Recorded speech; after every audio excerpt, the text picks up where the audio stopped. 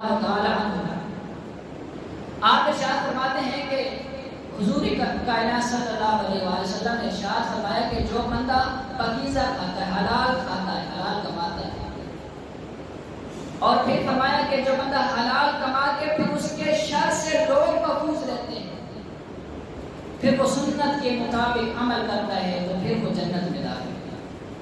اب تین چیزوں کا ذکر حضور علیہ السلام نے ارشاد فرمایا۔ پہلا ذکر جیسے کہ قرآن میں یا یسلو قلوب من الطیبات وعمل صالح، اسی طرح حدیث مبارکہ کے اندر پہلے فرمایا کہ تم حلال کھاؤ، جو بندہ حلال کھاتا ہے، حلال کماتا ہے، پھر فرمایا کہ جو بندہ سنت کے مطابق عمل کرتا ہے، زندگی کو بسر کرتا ہے۔ یہاں پر بھی یہ اشارہ ہے کہ عمل وہی کرے گا جو حلال کھائے گا۔ جس کا لقمہ حرام کا ہوگا پھر استطاعت کہاں سے آئے گی؟ کیونکہ یہ جسم جو بڑھتا ہے وہ حرام کمائی سے بڑھ رہا ہے، حلال کی طرف تو ہم جاتے نہیں۔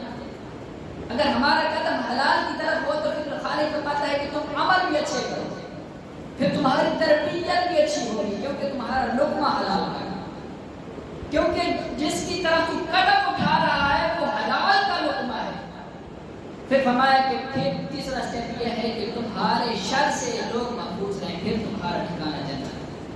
اب اس سے بڑھ کر کریمی اور کیا ہو سکتی ہے یارو؟ خالق کتنا کریم ہے کہ دو تین چیزیں ذکر فرمائی، پھر فرمایا کہ تم جنت میں جاؤ گے۔ پہلا حلال کماؤ، پھر سنت کے مطابق زندگی گزارو، پھر اس کے بعد تمہارے شر سے لوگ اس نے اخلاق بیان کروایا۔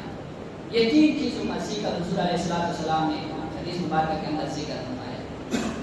پہلا یہی ہے کہ تم حلال کھاؤ۔ اب حلال کھانے کا اثر کتنا ہوتا ہے؟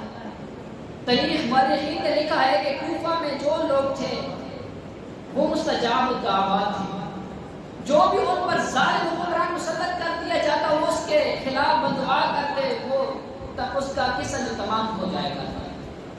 لیکن جب حجاج آیا تو پھر اس کو پتا تھا کہ یہ لوگ مستجاب الدعوات ہیں، جب بھی جو بھی ظالم قسم کا جن پر حکمران آتا ہے یہ بدعا کرتے ہیں، اس کا قصہ، اس کا معاملہ تمام ہو جاتا ہے۔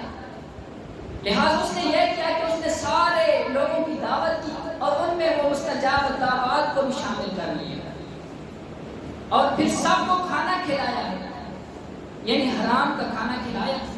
اور پھر جب کھانا کھا چکے تو پھر یہ کہنے لگا کہ میں ان کی بددعا سے محفوظ ہو گیا کیونکہ ان کو میں نے لقمہ حرام کا کھلا دیا ہے۔ اب چاہے جتنی مرضی دعائیں کریں، چاہے جتنی مرضی عبادت کریں، اب ان کی دعاؤں کا اور ان کی عبادت کا کوئی اثر نہیں ہوتا۔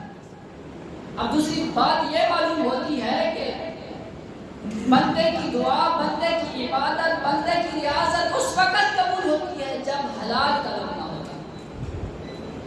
ہم اس کو بہت چھوٹی چیز سمجھتے ہیں لیکن اتنی بڑی ہے کہ فرمایا کہ اس کی دعا کو رب تعالیٰ قبول ہی نہیں کرتا۔ حضور علیہ السلام نے ایک حدیث مبارکہ بیان فرمائی ہے اور اشارہ فرمایا اس شخص کی طرف کہ جو لمبے سفر پر ہے، جو طویل سفر پر ہے، پھر اس کے بال بکھرے ہوئے ہیں، اس کی حالت خستہ ہے، اور وہ عالم یہ ہے کہ وہ ہاتھ بلند کر کے کیا کہتا ہے؟ یا رب یا رب، یعنی خالق کی بارگاہ میں دعا مانگتا ہے۔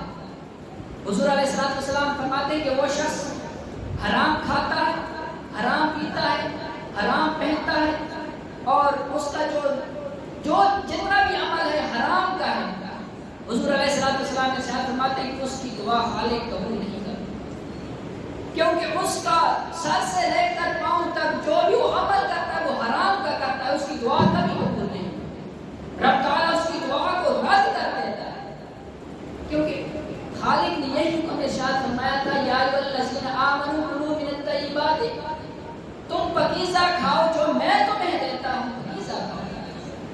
لیکن ہم نے پاکیزگی کو چھوڑ کر کثرت کی طرف دوڑ پڑے گے۔ کثرت ہونی چاہیے، ہمارے پاس رقم زیادہ ہونی چاہیے، چاہے حلال ہو حرام، حلال حرام کی تمیز جب ختم ہو جائے تو پھر دعائیں کے عبادات بھی قبول نہیں، سجدے کام نہیں آتے، عبادتیں کام نہیں آتی، ریاضتیں کام نہیں آتی، شب بیداریاں کام نہیں آتی، تہجد کام نہیں آتی، آنسو کام نہیں آتے، آہو بقا کام نہیں آتی، کیونکہ حلال کی کمائی نہیں آتی۔ کیونکہ جب ہم اپنے پیٹ میں جو لقمہ ڈالتے ہیں وہ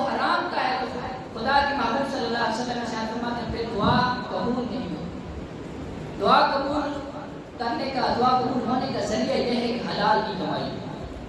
جتنا بندہ حلال